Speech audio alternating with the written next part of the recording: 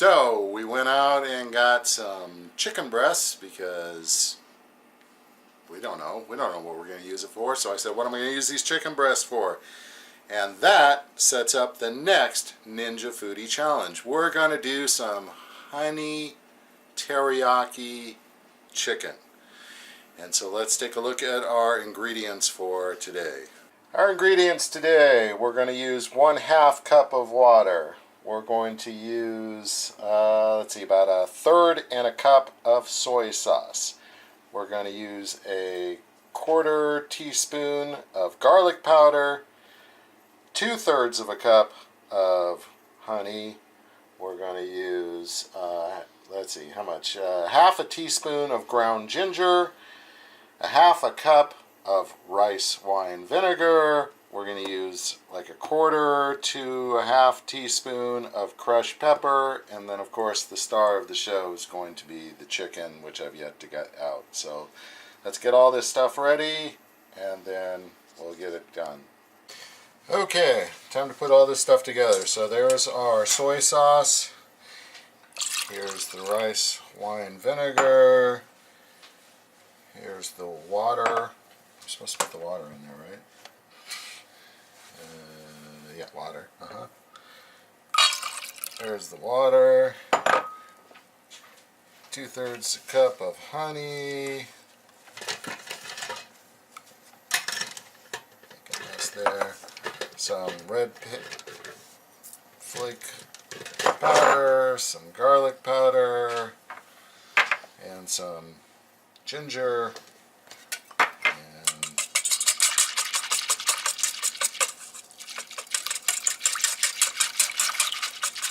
Stir that all up.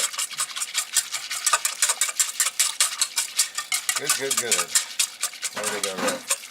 Alright, we're going to now take this and we're going to put it over the chicken, so let's go get the chicken out and put that in the pot. Here are our chicken breasts. We're going to take 4 of these things and just stuff them into the Foodi. Chicken is placed in there, 4 breasts, and let's put in the liquid. Liquid is in. Now we will set it to pressure cook for 30 minutes and then we'll see what we got. So we had a little bit of a meltdown.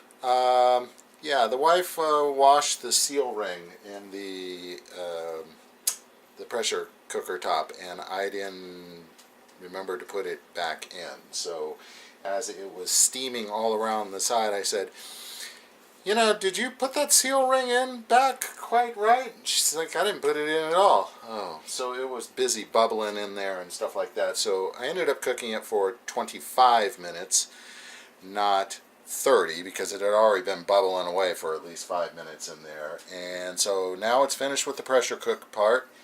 And so now we are just waiting for the valve to drop. The instructions were just let it slow release until the valve drops.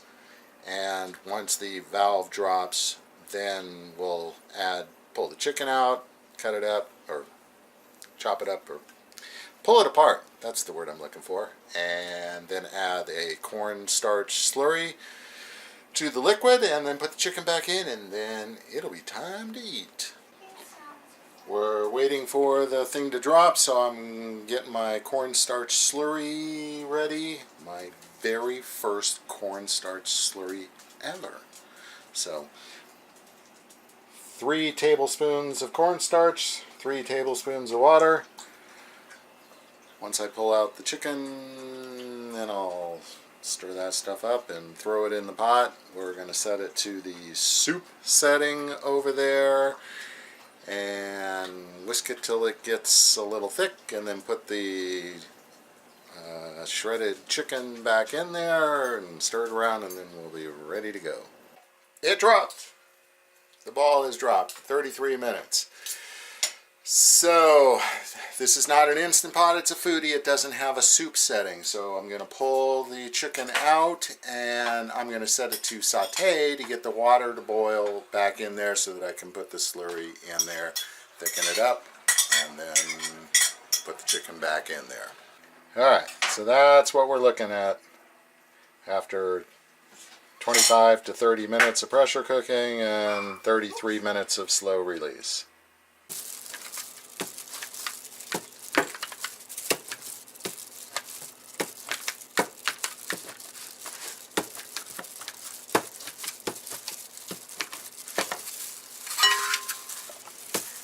It's going to wind up looking like that.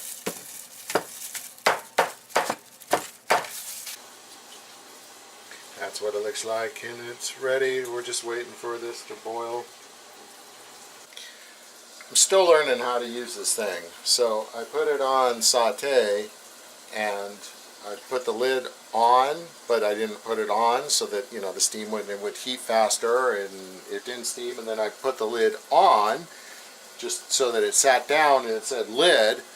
Well, that had the side effect of actually turning off the saute, so I turned the saute back on, and it's flashing high, and it's not boiling. It's like, how long is this going to take? And then I realized I have to press start. Now it's a solid high, so always remember to press start after you do your setting. Otherwise, it's not actually on. So waiting for this thing to boil, to add the slurry, to add the thing, so that we can eat. Eat!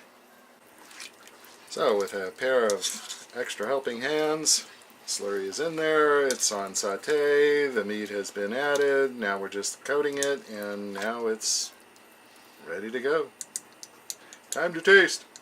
Time for a verdict. And the verdict is, yeah, that's yum. They say to use low sodium soy sauce, and we had some low sodium sauce, but only for 1 cup of the 1 1/3 cups. The other 1/3 cup was sodium, and you can taste that it's pretty salty, so definitely would recommend low sodium soy sauce in there to cut down on the salt intake on that. But yeah, unfortunately I don't have a bed of rice to put it on, but yeah, you put this on some kind of starch, yeah, you're all set. So I'm going to call this a success. Next time we'll hopefully do it in one shot instead of segmented shots. So until next time.